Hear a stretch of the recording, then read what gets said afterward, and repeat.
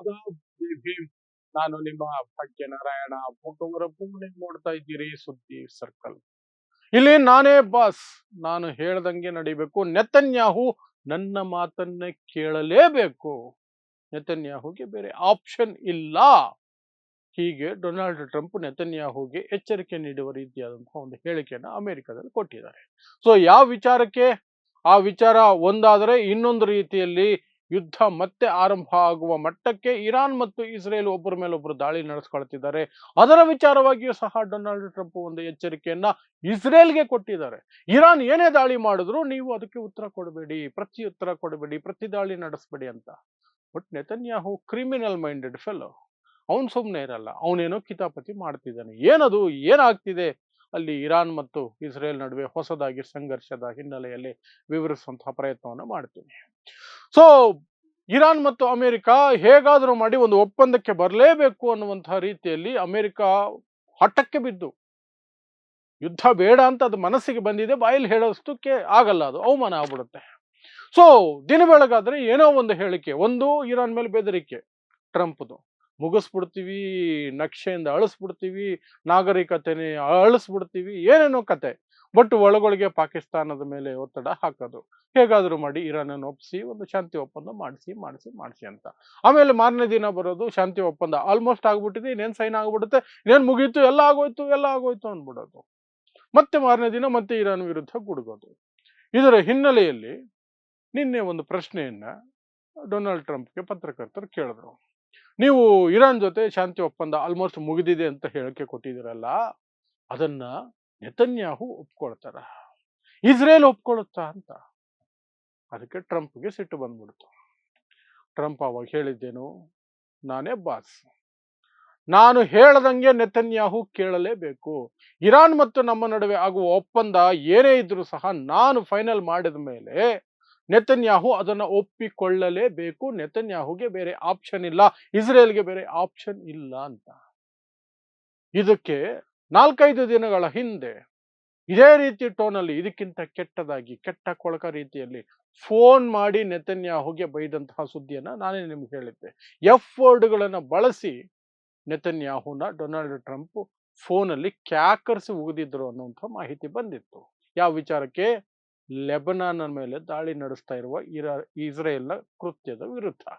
ಯಾಕಂದ್ರೆ ಎಲ್ಲಿಯವರೆಗೆ Israel Lebanon ಮೇಲೆ ದಾಳಿ ನಡೆಸ್ತಾ ಇರುತ್ತೋ, ಹಿಜ್ಬುಲ್ಲಾನ ಟಾರ್ಗೆಟ್ ಮಾಡ್ತಾ ಇರುತ್ತೋ, ಅಲ್ಲಿಯವರೆಗೆ ಶಾಂತಿ ಒಪ್ಪಂದ ಆಗೋದು ಬಹಳ ಕಷ್ಟ ಇದೆ. ಯಾಕೆ ಅಂದ್ರೆ ಇರಾನ್ ಪ್ರಕಾರ ಸೀಸ್ ಫೈರ್ ಆಗಿರೋದು ಕೇವಲ ಇರಾನ್, ಅಮೆರಿಕ, ಇಸ್ರೇಲ್ ನಡುವೆ ಮಾತ್ರ ಅಲ್ಲ.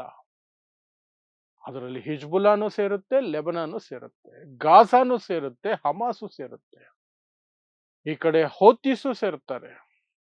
ಎಲ್ಲರ ವಿಚಾರವಾಗಿಯೂ ಶಾಂತಿ ಅಥವಾ ಯುದ್ಧ ವಿರಾಮ ಇಲ್ಲದೆ ಹೋದ್ರೆ ನಾವು ಇಸ್ರೇಲ್ ಮೇಲೆ ದಾಳಿಯನ್ನು ಮುಂದುವರಿಸ್ತೀವಿ ಅನ್ನೋದು ಇರಾನ್ ವಾದ.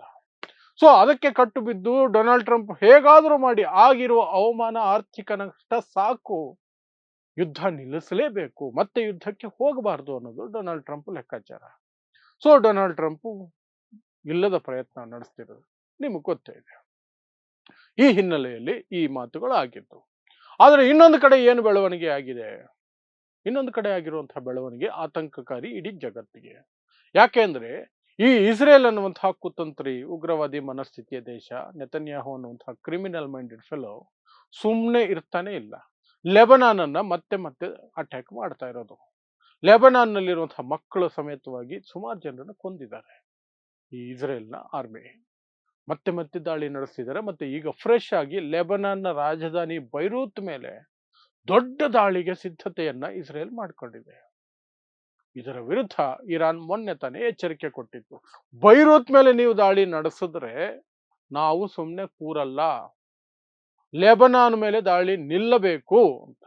ಆದರೂ ಸಹ ಇಸ್ರೇಲ್ ಒಂದಷ್ಟು ದಾಳಿ ನಡೆಸ್ತು. ಅದರಿಂದ ಇರಾನ್ಗೆ ಸಿಟ್ಟು ಬಂತು. ಇರಾನ್ ಇಸ್ರೇಲ್ ಮೇಲೆ ಬಾಂಬುಗಳನ್ನು ಹಾಕ್ತು. ಇಸ್ರೇಲ್ ಮೇಲೆ ಇರುವಂತಹ ಕೆಲವು ಪೆಟ್ರೋಕೆಮಿಕಲ್ ಕಂಪನಿಗಳ ಮೇಲೆ ಅಥವಾ ಅವುಗಳ ಗೋಡಾನ್ ಮೇಲೆ ಇರಾನ್ ದಾಳಿ ನಡೆಸ್ತು. ಇದನ್ನು ಇಸ್ರೇಲು ಸಹ ಒಪ್ಕೊಳ್ತು. ಆ ದಾಳಿ ನಡೆದ ತಕ್ಷಣನೇ ಡೊನಾಲ್ಡ್ ಟ್ರಂಪ್ ಕಡೆಯಿಂದ ಒಂದು ಎಚ್ಚರಿಕೆ ಬಂತು ಇಸ್ರೇಲ್ಗೆ. ಇರಾನ್ ದಾಳಿ ನಡೆಸಿರಬಹುದು, ಆದರೂ ಇಸ್ರೇಲ್ ಸುಮ್ಮನೆ ಇರಬೇಕು, ಇಸ್ರೇಲ್ ಆ ಕಡೆ ದಾಳಿ ನಡೆಸಬಾರದು ಇರಾನ್ ಮೇಲೆ ಅಂತ ಟ್ರಂಪ್ ಹೇಳಿಕೆ. ಸೊ ನಿಮ್ಗೆ ಅಲ್ಲಿ ಅರ್ಥ ಆಗಬಹುದು ಟ್ರಂಪ್ ಪರಿಸ್ಥಿತಿ ಹೇಗಿದೆ, ಎಷ್ಟು ಡೆಸ್ಪರೇಟ್ ಆಗಿ ಇರಾನ್ ಜೊತೆ ಶಾಂತಿ ಒಪ್ಪಂದ ಬೇಕು ಅಂತ ಟ್ರಂಪ್ ಮೈಂಡ್ ಅಲ್ಲಿ ಇದೆ ಅಂತ. ಆದ್ರೆ ಇಸ್ರೇಲ್ ನಾಯಿ ಬಾಲ ಡೊಂಕು, ಅದೊಂದು ಕ್ರಿಮಿನಲ್. ಅದು ಸುಮ್ಮನೆ ಇರುತ್ತಾ, ಇರಾನ್ ಮೇಲೆ ದಾಳಿ ನಡೆಸ್ಬಿಡ್ತು. ಮತ್ತೆ ಇರಾನ್ ನಲ್ಲಿರುವಂತಹ ಇಸ್ಫಹಾನ್, ಕಾರಜ್ ಮತ್ತು ತಬ್ರೀಸ್ ಅನ್ನುವಂತಹ ಪ್ರದೇಶಗಳ ಮೇಲೆ ಇಸ್ರೇಲ್ ದಾಳಿ ನಡೆಸ್ತು. ಇಸ್ರೇಲ್ ದಾಳಿ ಮಾಡಿದ್ಮೇಲೆ ಇರಾನ್ ಸುಮ್ಮನೆ ಇರುತ್ತಾ, ಇರಾನ್ ವಾಪಸ್ ದಾಳಿ ನಡೆಸ್ತು. ನೆವಾಟಿಮ್, ಟೆಲ್ ನೋಫ್ ಅನ್ನುವಂತಹ ಜಾಗಗಳ ಮೇಲೆ ಇರಾನ್ ಇಸ್ರೇಲ್ ಮೇಲೆ ದಾಳಿ ನಡೆಸ್ತು. ಈಗ ಇಸ್ರೇಲ್ ಮತ್ತು ಇರಾನ್ ಮತ್ತೆ ಯುದ್ಧಕ್ಕೆ ಹೋಗುವ ರೀತಿಯಲ್ಲಿ ದಾಳಿಗಳನ್ನ ನಡೆಸ್ಕೊಳ್ತಿದ್ದಾರೆ. ಇದು ಡೊನಾಲ್ಡ್ ಟ್ರಂಪ್ಗೆ ದೊಡ್ಡ ತಲೆನೋವಾಗಿದೆ. ಶಾಂತಿ ಒಪ್ಪಂದ ಇನ್ನೇನು ಮುಗೀತು ಅನ್ನೋ ಹೊತ್ತಿಗೆ ಇಸ್ರೇಲ್ ಏನಾದರೂ ಕುತಂತ್ರಿ ಕೆಲಸ ಮಾಡುತ್ತೆ, ಕಂತ್ರಿ ಕೆಲಸ ಮಾಡುತ್ತೆ. ಅದರಿಂದ ಶಾಂತಿ ಒಪ್ಪಂದ ಆಗ್ತಿಲ್ಲ. ಅಮೆರಿಕಾಗೆ ಶಾಂತಿ ಒಪ್ಪಂದ ಮಾಡ್ಕೊಳ್ಳೇಬೇಕಾದಂತಹ ಅನಿವಾರ್ಯತೆ ಇದೆ. ಒಂದು ಅಮೆರಿಕಾಗಿರುವ ನಷ್ಟ, ಒಂದು ಅಮೆರಿಕಾಗಿರುವ ಅವಮಾನ, ಅದರ ಜೊತೆಗೆ ಅಮೆರಿಕದ ಸಂಸತ್ತು, ಕಾಂಗ್ರೆಸ್ ಅಂತ ಏನ್ ಕರೀತಾರೆ, ಅಲ್ಲಿ ವಿರೋಧ ಪಕ್ಷಗಳು ಟ್ರಂಪ್ ವಿರುದ್ಧ ಒಂದು ಮಸೂದೆಯನ್ನು ಮಂಡಿಸಿದ್ವು. ಟ್ರಂಪ್ ಇರಾನ್ ಮೇಲೆ ದಾಳಿ ನಡೆಸಬೇಕು ಇನ್ಮೇಲಂದ್ರೆ ಈ ಸಂಸತ್ತಿನ ಅಂದ್ರೆ ಕಾಂಗ್ರೆಸ್ನ ಅನುಮತಿ ಪಡ್ಕೊಳ್ಬೇಕು ಅಂತ. ಅದಕ್ಕೆ ಸೋಲಾಗುತ್ತೆ ಅಂತ ಟ್ರಂಪ್ ಅನ್ಕೊಂಡಿದ್ರು. ಯಾಕಂದ್ರೆ ಟ್ರಂಪ್ ಪಕ್ಷ ಅಧಿಕಾರದಲ್ಲಿದೆ, ಹೆಚ್ಚಿನ ನಂಬರ್ಸ್ ಟ್ರಂಪ್ ಕಡೆ ಇದ್ದಾರೆ ಅಂತ.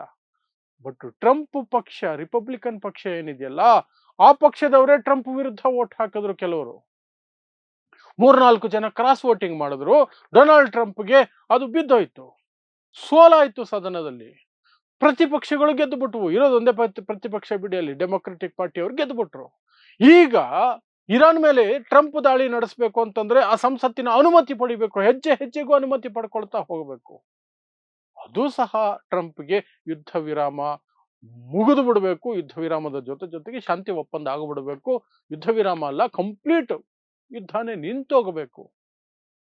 ಆ ಮಟ್ಟಕ್ಕೆ ಟ್ರಂಪ್ ಮನಸ್ಥಿತಿ ಹೋಗಿದೆ. ಅದರ ಪ್ರಯತ್ನದ ನಡುವೆ ಇಸ್ರೇಲ್ ಕಿತಾಪತಿಗಳು ನಡೀತಾ ಇದೆ. ಸೊ ಅದಕ್ಕೇನೆ ಟ್ರಂಪ್ ಮೊನ್ನೆ ಬಾಯಿಗೆ ಬಂದಂಗೆ ಕೆಟ್ಟ ಕೊಳಕ ಭಾಷೆಯಲ್ಲಿ ನೆತನ್ಯಾಹುಗೆ ಫೋನ್ ಮಾಡಿ ಬೈದಿದ್ದು. ನಿನ್ನೆ ನಾನೇ ಬಾಸ್, ನಾನು ಹೇಳಿದ್ದನ್ನು ನೆತನ್ಯಾಹು ಕೇಳಬೇಕು ಅಂತ ಹೇಳಿಕೆ ಕೊಟ್ಟಿತ್ತು. ಬಟ್ ಇಸ್ರೇಲ್ ಕೇಳುತ್ತಾ? ಇಲ್ಲ. ಅದೇನಾದ್ರೂ ಕಿತಾಪತಿ ಮಾಡುತ್ತೆ. ಅದಕ್ಕೆ ಗೊತ್ತು, ಅಮೆರಿಕಾಗೆ ಇಸ್ರೇಲ್ ತುಂಬಾ ಅನಿವಾರ್ಯ. ಮಧ್ಯಪ್ರಾಚ್ಯದಲ್ಲಿ ತನಗೆ ಬೇಕಾದಂತಹ ಅಥವಾ ತನ್ನ ಸಪೋರ್ಟ್ ದೇಶ ಒಂದು ಇರಲೇಬೇಕು ಅನ್ನೋದು ಅಮೆರಿಕದ ಅನಿವಾರ್ಯತೆ.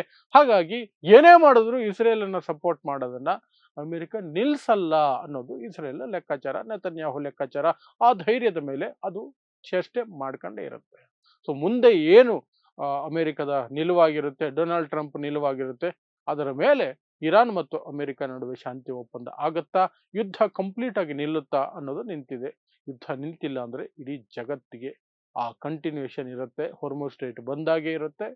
ಎಲ್ಲ ಕಡೆ ಪೆಟ್ರೋಲ್, ಡೀಸೆಲ್, ಗ್ಯಾಸು ಎಲ್ಲ ಪರಿಸ್ಥಿತಿಗಳು ನಿಭಾಯಿಸೋದು ಎಲ್ಲ ದೇಶಗಳಿಗೂ ಸಾಧ್ಯ ಆಗೋದಿಲ್ಲ. ಭಾರತಕ್ಕಂತೂ ಸಾಧ್ಯ ಆಗಲ್ಲ. ಯಾಕಂದ್ರೆ ನಾವು ಆಯಿಲ್ ಅನ್ನ ಇಂಪೋರ್ಟ್ ಮೇಲೆ ಡಿಪೆಂಡ್ ಆಗಿರೋ ದೇಶ. ಸೊ ಸಮಸ್ಯೆಗಳು ಎಲ್ರಿಗೂ ಹರಡುತ್ತೆ.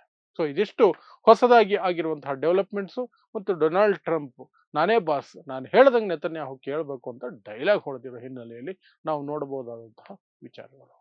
ಸೊ ಇಂತಹದ್ದೇ ವಿಶೇಷ ಸುದ್ದಿಗಳಿಗಾಗಿ ನೋಡ್ತಾ ಇರಿ ಸುದ್ದಿ ಸರ್ಕಲ್. ನಾನು ನಿಮ್ಮ ಭಾಗ್ಯನಾರಾಯಣ ಬೊಗವರಪು.